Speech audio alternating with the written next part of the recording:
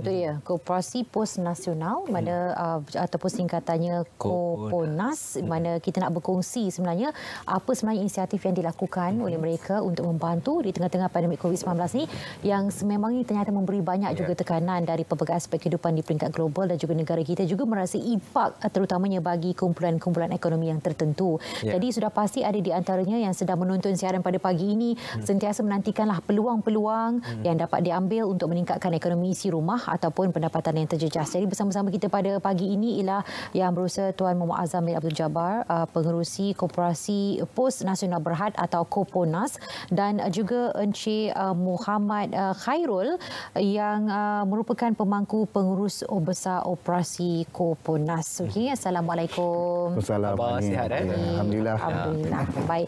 Jadi mungkin kalau kita boleh mulakan terlebih dahulu mana Encik Khairul ya ataupun Tuan untuk berkongsi tentang inisiatif Koponas ataupun difahamkan ada projek kasih yang memang dah pernah dibuat dah sebelum ni tapi kali ini skalanya lebih besar. Ya, betul. Ya, baik. Okey, terima kasih Yani, Andy menjemput kami pada pagi ini. Okey, baik, projek kasih nama projek kasih itu sendiri pun dah nampak kita lebih prihatin dan dekat dengan masyarakat dan rakyat. Dan juga terutama fokus kepada ahli lah. Okey, untuk projek kasih ini merupakan satu aspirasi daripada Encik Azam sendiri, pengerusi kami dan juga barisan ahli lembaga pengarah untuk kita sampai kepada 9,000 ahli. Dan juga keprihatinan ini kita nak bergerak secara skala besar yang mana untuk menyampaikan kepada orang awam yang terkesan dalam kumpulan bersasar. Okey, pendekatan ini kita fokus pada 3 objektif utama iaitu kita untuk menzahirkan sebagaimana saya kata tadi rasa prihatin Koponas sendiri kepada ahli. Dan kedua objektif yang kedua ialah kita untuk memberikan latihan dan pembangunan untuk upskilling dan reskilling. Ini membantu mereka mencari pendapatan baru dan merubah kehidupan baru selepas pandemik COVID-19. Saya tahu ramai yang terkesan dengan pandemik hari ini yang hilang pekerjaan, hilang pendapatan, tapi kita nak keluarkan mereka daripada kepompong kemiskinan. Dan seterusnya objektif yang seterusnya yang ketiga ialah kita ingin memberi selalu bantuan asas jadi bantuan asas ini nanti akan jelaskan oleh Encik Azam sendiri ialah kepada kumpulan bersasar inilah. Okey. Selain daripada ahli Koponas, siapa lagi kumpulan sasar yang ditetapkan di bawah projek kasih ini, Tuan Azam? Terima kasih Andy, Encik Hani. Terlebih dulu misi projek kasih itu sendiri Encik Andy dan Hani. Projek kasih ini bukan satu inisiatif Koponas dalam tanggungjawab sosial yang digerakkan bagi membantu anggota dan masyarakat yang terkesan akibat daripada COVID-19. Kumpulan kami di Koponas telah menggariskan beberapa kumpulan sasar bagi menyalurkan kemudahan bagi bantuan. Antaranya adalah kepada ahli-ahli Koponas dalam kelompok di kalangan ahli Koponas yang terdiri pada kelompok B40 yang mana yang bukan saja untuk ahli dan juga untuk anggota, bukan saja untuk anggota tetapi juga kepada anak-anak anggota, suami isteri anggota dan orang ramai bagi melangsungkan kursus yang akan ditawarkan yang akan dijelaskan oleh Cik Khairul nanti untuk meneruskan kelangsungan dan juga untuk menambahkan pendapatan isi rumah. Yang kedua adalah untuk ahli-ahli keluarga, anggota atau peserta bangsa yang terkesan akibat diberhentikan kerja atau tidak mempunyai pekerjaan untuk bersama kita dalam kursus yang akan ditawarkan nanti. Yang ketiga adalah pesara-pesara yang akan bersara dan juga untuk meneruskan kelangsungan hidup mereka, untuk meneruskan aktiviti harian mereka dengan menyertai kursus dan menjalankan aktiviti untuk menjana pendapatan bagi menampung meningkatkan pendapatan isi keluarga. Okey, mana tadi Cik Khairul ada menyebut juga tentang aktiviti menimba ilmu dalam bidang kemahiran, upskilling dan juga reskilling. Jadi sebenarnya apa bentuk program yang ditawarkan melalui projek kasih ini? Ya, salah satu soalan yang baik Ani. Okey, untuk objektif kedua, objektif kedua ialah untuk kita menawarkan latihan dan pembangunan upskilling dan reskilling kepada kumpulan bersasar dan juga ahli. So ini merupakan satu instrumen yang mana kita ingin melatih mereka, mengeluarkan mereka daripada kumpul-kumpul kemiskinan sebagaimana saya jelaskan tadi.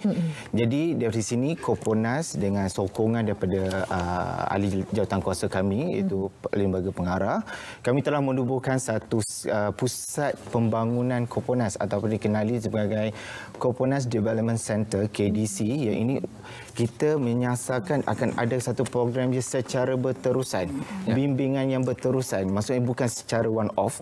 Jadi apa yang kita dah lakukan pada hari ini ialah dengan melaksanakan satu program bersama penjana di bawah program penjana iaitu Lean Entrepreneurship.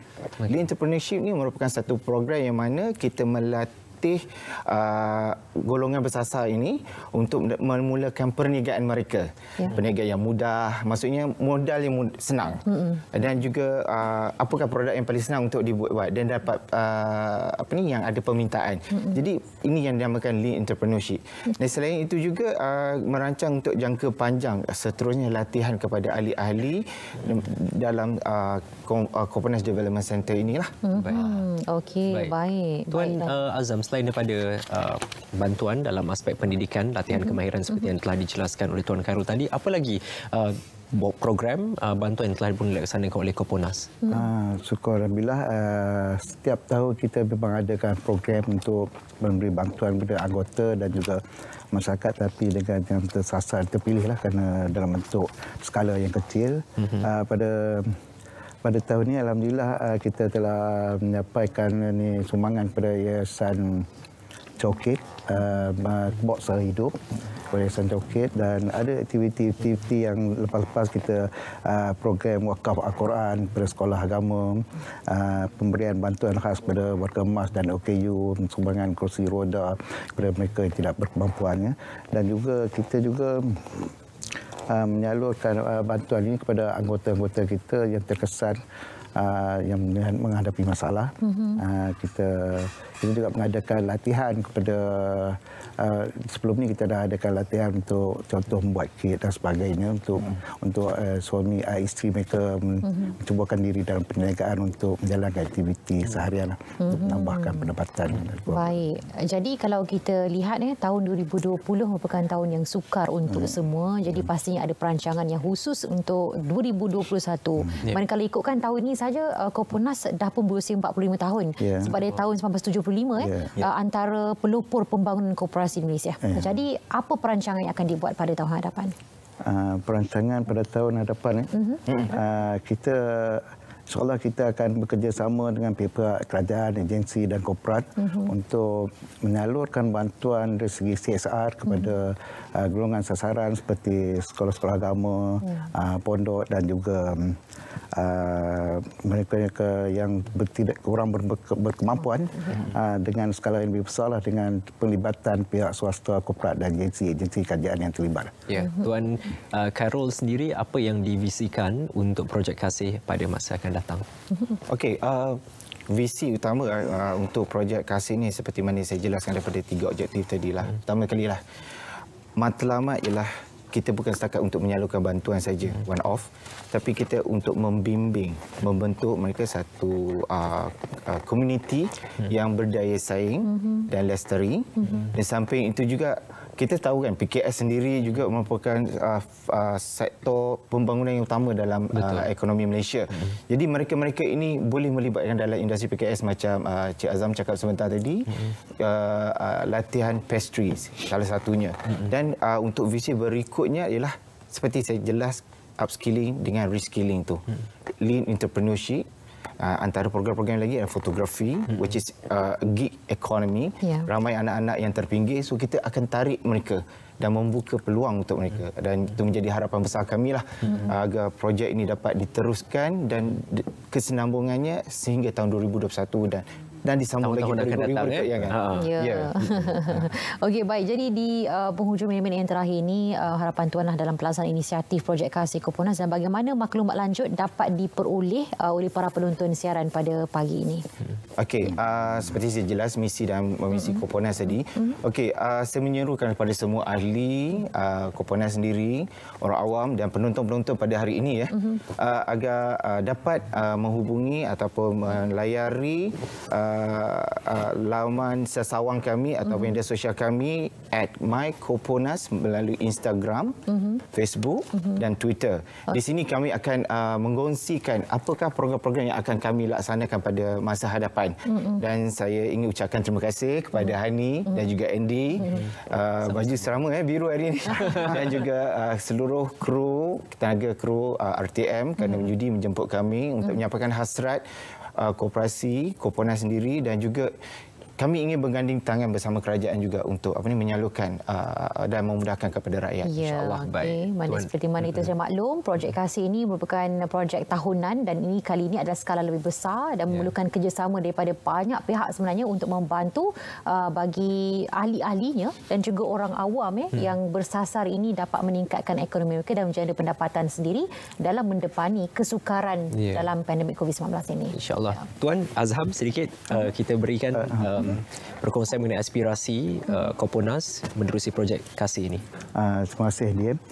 Bagi Koponas dan barisan anggota lembaga operasi, sejujurnya kami ingin merakamkan jutaan terima kasih kepada Kementerian Pembangunan Usahawan dan Koperasi, Suruhanjaya Koperasi Malaysia dan juga pihak angkasa di atas sokongan yang tidak belah bagi yang telah diberikan kepada Koponas dalam mengembalikan usaha berterusan ke arah memperkasakan koperasi di Malaysia. Selain dari memastikan penambahbaikan dan manfaat kepada kebajikan khususnya kepada ahli-ahli dan kumpulan bersasar yang dinyatakan tadi. Ya, baik jadi. Dan ada mungkin tambahan lain yang ingin dikongsi lagi? Dan bagi mendepani situasi yang sukar dengan ketidaktentuan ekonomi yang sedang berlaku ketika ini, Koponas terus yakin dan berusaha untuk memastikan kelangsungan ekonomi para anggota diberi perhatian pada tahun 2020 yang akan datang. Itu yang saya terima kasih ni. InsyaAllah. Terima kasih sama-sama. Terima kasih banyak. Jadi ucapkan kepada kedua-dua tetamu kita pada waktu ini, iaitu pengerusi Koponas Muhammad Azham Abdul Jabbar dan juga Encik Khairul Faizal Hamzah, pemangku pengurus besar Koponas. Kalau sihat terus, kuat untuk membantu orang yang memerlukan. InsyaAllah. Menjadi inspirasi kepada lebih ramai orang untuk melakukan hal sama.